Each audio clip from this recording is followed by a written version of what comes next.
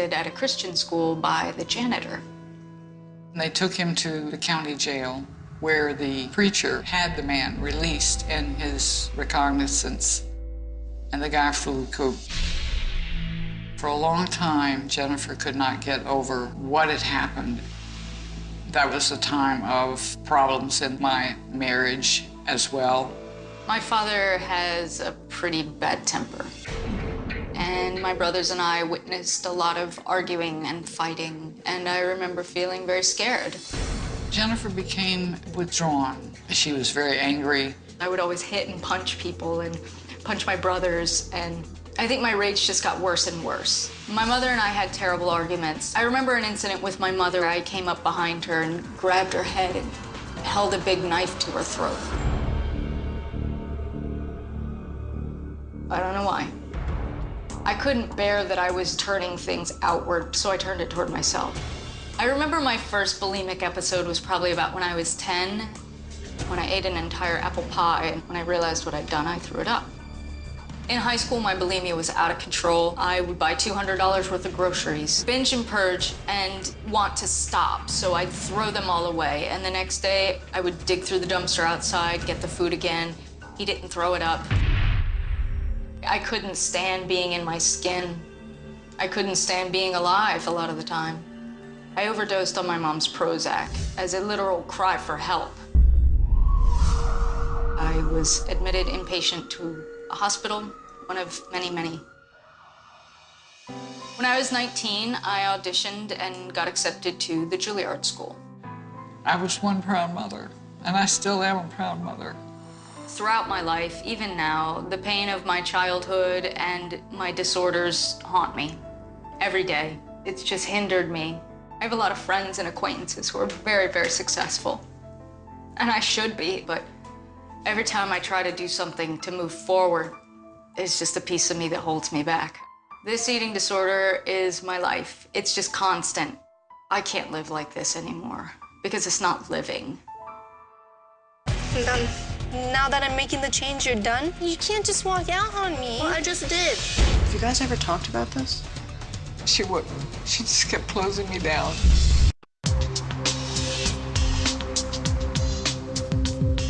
Hey, Gabby. How are you? I'm good. I brought my twin sister, Rochelle. It's nice to meet you, Rochelle. Nice to meet you, too. Have a seat. So, what we're going to go through today is going to be pretty sobering. When you came into the office, we weighed you and we measured your height, and you're 76 pounds. People in African refugee camps weigh more than you do. You're literally starving yourself to death. You have a very severe case of iron deficiency anemia. And because of that, you have no energy, first of all. And God forbid you should go into an airplane. In fact, at this point, I would recommend that you not fly because you don't have enough oxygen in your blood to compensate for the lack of oxygen in 30,000 feet. It'd be too dangerous. We also discovered the density of your bones is basically like that of a 70-year-old woman. Now, the other thing that I want to talk to you about are the consequences of your binging. All the acid that's in your stomach, it's violently coming up into your esophagus, into your mouth, and through your teeth. You know, it's hydrochloric acid. It can burn holes in metal, and it's meant to digest our food. That's why it's so potent. But in your case, it's burning holes in your esophagus. It's eroding all the enamel on your teeth. So you have a whole host of other medical problems that are going to make treating your bulimia even more difficult. But I think now is the time to begin to treat this, because if you don't do it now, you're going to die. I'm just a little mad that she let it get to this point. And I'm scared of losing her just because of a stupid eating disorder. It's not fair. But I promise you, I'm not going anywhere. And why do you always roll your eyes when I say that? Because I don't know what to tell you anymore, Gab. Yeah, okay, I'll walk out. I'm done, Gab. I'm just gonna leave. I don't need to do this. I don't need to be wasting my time for nothing. I didn't say you were wasting your time. Yeah, you are. You're leaving. I'm trying to tell you how I feel, and you just walk out. Okay, then I just won't say anything the rest of the day. No, because that's just gonna set me up for a binge and purge. Yeah, because it's always my fault. I'm done. Do not say you're done. Now that I'm making the change, you're done? Well, I just feel like you put a lot of pressure on me, Gab. Why? Tell me. I can't ever tell you how I really feel.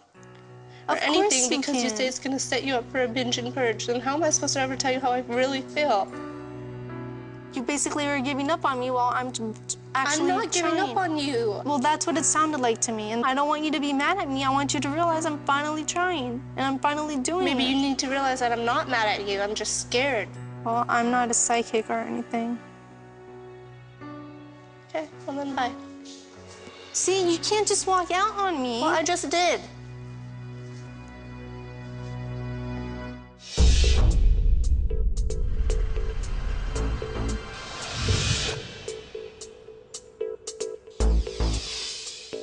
Today is my first day of therapy. I don't know what to expect. Open mind, we'll see. My name's Dr. Camilla Mager. I am a licensed clinical psychologist, and my specialty is eating disorders. Usually I start with asking you to tell me a little bit about why you've come to therapy. I restrict all day, but then I also can't say no to things. Like, I'll overeat, and then I'll be like, oh, now I'm so full, I'm in so much pain. Let me just take the edge off, I'll throw some of it up. And then I'm like, well, since I'm already doing this, I might as well get it all out, because that's better. Right, of course. Obviously. What do you want to get out of this? What are you hoping? I guess I would like to be able to feed myself and feel okay with it. I want to be able to follow through on resisting urges, I guess, and managing the emotions that go with those urges. Part of what you're going to work on that I definitely think is going to be very important for you is the work with a nutritionist, because you're just not eating properly at all. What about relationships that have been impacted by your eating disorder, like, say, I don't know, your mom? I don't tell her a lot because I don't want to worry her any more than I already have in my life. I held a knife to my mom's throat once. I ran into the kitchen. She was sitting in a chair, and I grabbed her head and put this knife. How old were you? Maybe 12. I'll qualify that by saying I love my mom more than anything in the world. And so it...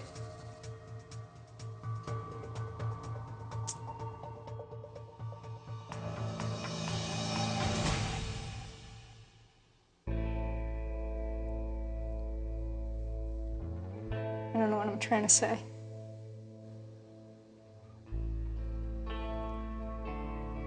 Anyway. You got to push it away. You can't just be upset. Well, yeah, but I don't know what I'm upset about, so... You always have to know. I think so. I analyze so much. Jennifer doesn't really know how to cope with the intensity of her emotion. She's described using food to help her tolerate her very intense feelings. And part of the question is, can she find healthier ways of coping? That's gonna be hard. Yeah. I'll tell you that. Absolutely, it's gonna be hard.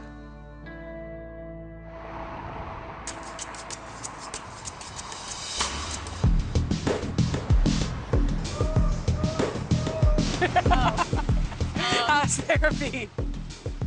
What'd you talk about? It was therapy. You know, I mean, she's calling me on my She's calling me on my Like stuff. what? And like that I'm pushing down my feelings, that I don't want to, you know, it's like, oh, what's wrong with feeling? Do you feel like she's helping you? Jen. You're Thank like you. behind me, Because you're but I have nowhere to go. I'm not speed walking. I put my hands like this when I speed walk. Do you feel like she's helping you? Like, do you feel like she's gonna help you? Yeah, I mean, I just have to listen to her. I'm that not blind. You are helping me when I don't need help. Thank you. Thank you. Oh, thank you. Ooh, Thai ice cream. I want Thai tamarind juice. Oh.